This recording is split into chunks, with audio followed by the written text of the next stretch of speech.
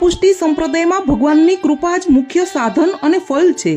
શ્રી ગોપીજન વલ્લભ, શ્રી વલ્ભાચાર્યજી, શ્રી ગુસાઈજી, શ્રી ગિરિરાજજી અને શ્રી યમુનાજી એક જ સ્વરૂપ છે.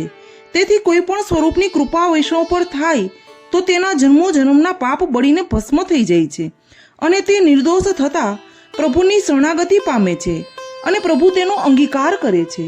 દરરોજ જે ઘર ભગવદ વાર્તા થતી હોય ત્યાંના બધા જ સત્સંગી વૈષ્ણવોના પાપો બળી જતા હોય છે.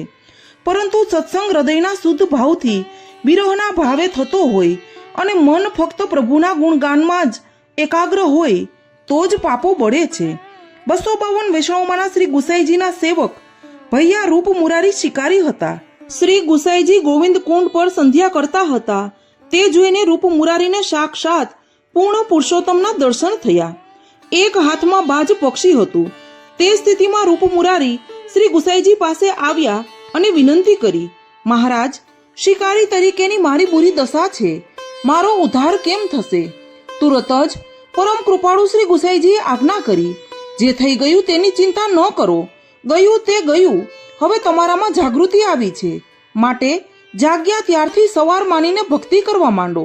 પછી રૂપ મુરારીને સ્નાન કરાવી અપરસમાં નામ મંત્ર આપી શ્રીનાથજી સમક્ષ બ્રહ્મ સંબંધ કરાવ્યું. એક દિવસ રૂપ મુરારીએ શ્રી ગુસાઈજીને કહ્યું, મારે આપના ચરણ સ્પર્શ કરવા છે, પરંતુ મેં ભૂતકાળમાં કરેલા પાપો યાદ આવે છે, તેથી શંકાશીલ મનમાં ઉદ્વેગ જન્મે છે. શ્રી ગુસાઈજીએ આજ્ઞા કરી, તમે હવે વૈષ્ણવ થયા છો. બ્રહ્મ સંબંધ પછી તમારો નવો જન્મ થયો છે, તેથી હવે હંમેશા અપરોસમાં ચરણ સ્પર્શ ખુશીથી કરો. રૂપ મુરારી શિકાર છોડી વૈષ્ણવ થયા અને શ્રી ગુસાઈજીના કૃપાપાત્ર વૈષ્ણવ થયા.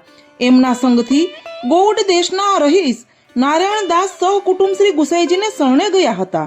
આપણે પણ સત્સંગમાં કે સેવામાં ભૂતકાળને યાદ ન કરીએ અને બ્રહ્મ સંબંધથી નવો જન્મ થયો છે તે હકીકત સ્વીકારી દીનતાપૂર્વક ભક્તિ કરીએ તો જરૂર પ્રભુની કૃપા આપણા પર ઉતરે અને નિષ્પાપ થઈ પ્રભુ પ્રાપ્તિ કરી શકીએ.